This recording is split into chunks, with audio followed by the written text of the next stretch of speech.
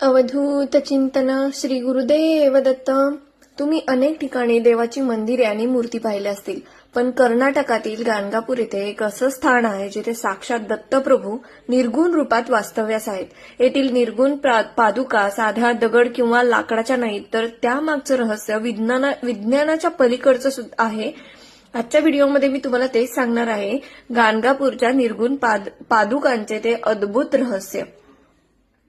दत्तगुरूंचे दुसरे अवतार श्री नृसिंह सरस्वती यांनी गाणगापूरमध्ये 20 वर्षे वास्तव्य केले. जेव्हा त्यांनी अवतार कार्याची वेळ संपली आणि ते श्रीशैल्य पर्वताकडे निघाले, तेव्हा रडणाऱ्या भक्तांना त्यांनी धीर दिला.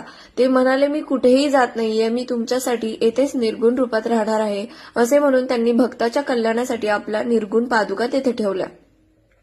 पादुकांचं स्वरूप आणि रहस्य काय आहे, तर या पादुका कोणत्याही पाषाणाच्या म्हणजे दगडाच्या किंवा लाकडाच्या नाही, त्या कशापासून बनल्या आहेत ते आजही एक गुपित आहे. या पादुका इतक्या नाजूक आहेत की त्यांना पाण्याचा स्पर्शही चालत नाही, त्यामुळे इतर मंदिरांसारखा इथे अभिषेक केला जात नाही. पादुकांवर केवळ अत्तर आणि केशर कस्तुरीचे लेपन केलं जातं. लेपन करतानाही पुजारी डोळ्यांवर पट्टी बांधतात आणि अत्यंत काळजीपूर्वक हे कार्य करतात.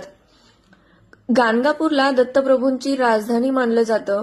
संगम स्नान आणि त्यानंतर पादुकांचे दर्शन घेतल्यावर सर्व संकटे दूर होतात अशी भक्तांची श्रद्धा आहे. आणि विशेष म्हणजे दररोज दुपारी दत्तप्रभू भिक्षा मागण्यासाठी गाणगापूरमध्ये येतात अशी सुद्धा भक्तांची आजही मान्यता आहे. अनेकांना या पादुकांसमोर बसल्यावर एक वेगळीच ऊर्जा जाणवते.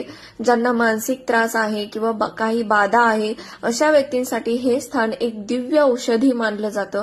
निर्गुण पादुकांचं अस्तित्व हे सिद्ध करते की जिथे श्रद्धा असते तिथे तर्क संपतो. तुम्ही कधी गाणगापूरला गेला आहात का? तुम्हाला तिथे आलेला अनुभव कमेंट्समध्ये नक्की सांगा. माहिती आवडली असेल तर व्हिडिओला लाईक करा आणि अशाच आध्यात्मिक माहितीसाठी माझ्या चॅनलला सबस्क्राईब करा. अवधूत चिंतन श्री गुरुदेव दत्त. श्री स्वामी समर्थ.